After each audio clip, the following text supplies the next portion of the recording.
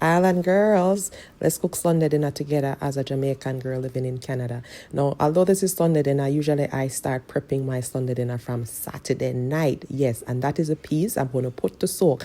I prefer cooking my red kidney beans from scratch. I don't really like the tin peas. And I usually add my garlic and my pimento.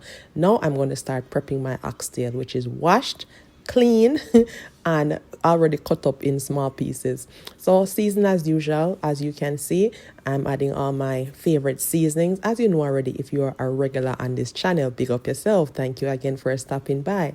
I like to add my green seasoning, which is a blend of all the natural herbs: onion, garlic, thyme, some pepper, pimento.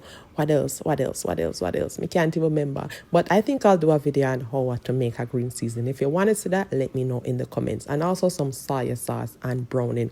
Cover that up, put it in the fridge, and let it marinate overnight. Now, Sunday morning, we're ready to start cook, right? So I like to sear, brown my oxtail before I pressure it. So I'm going to add a little oil, and I add it and I turn it to make sure so them not burn up while I start cooking my peas. Now I realize that no, usually when I cook my peas, I cook enough and I take some out and freeze it for maybe the next Sunday or next time when I feel to cook rice and peas. I now have to cook the peas from scratch. I already have cooked peas in the freezer. I use my go-to coconut milk, my Cool Runnings, green seasoning, season your pot to your taste, your family taste. Me, I do my family over here. Now I'm going to add my oxtail to the pressure cooker, and we're going to pressure this until it's soft and tender.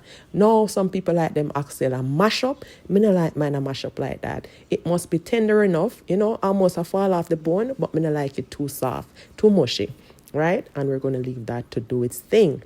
After it's done, nice and soft, then I transfer it back to the same pot and I'm going to slow cook it down. This time I usually add beans to my oxtail, but not all the time. This time I didn't want any beans in it because I had the rice and peas, which have enough peas already in it.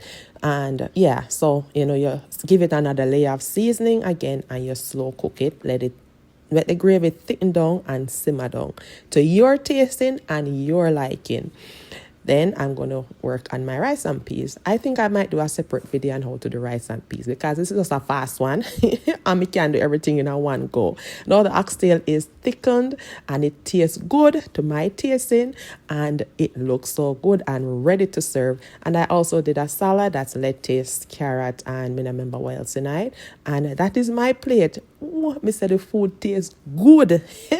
Tell me if you would enjoy a plate that is oxtail and rice and peas. Anyways, thank you so much for stopping by again to watch Yashika turn up the kitchen, and I'll see you in the next video. Bye.